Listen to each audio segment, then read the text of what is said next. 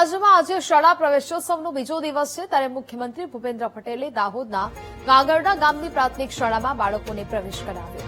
તમામ બાળકોને કુમકુમનું તિલક લગાવીને મોઢું મીઠું કરાવી શાળામાં પ્રવેશ આપવામાં આવ્યો। આ દરમિયાન મુખ્યમંત્રીએ સંબોધન કરતા કહ્યું કે પ્રધાનમંત્રી મોદી જે સ્કૂલમાંથી ભણ્યા ત્યાંથી શાળા પ્રવેશોત્સવ કરવાની મને તક મળી। દીકરા અને દીકરીઓ આત્મવિશ્વાસથી માઇક પર જે રીતે વાત કરી શકે તે આપણા માટે ગૌરવની વાત છે।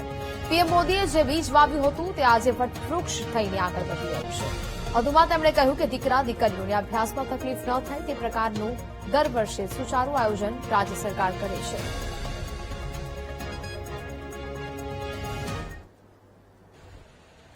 આપણે માન્ય વડાપ્રધાન શ્રી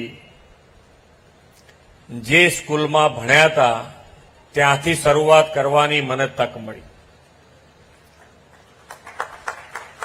અને આજે જ્યારે સવારે પહેલી સ્કૂલમાં ગયા, આજે અહીંયા પણ તમે જુઓ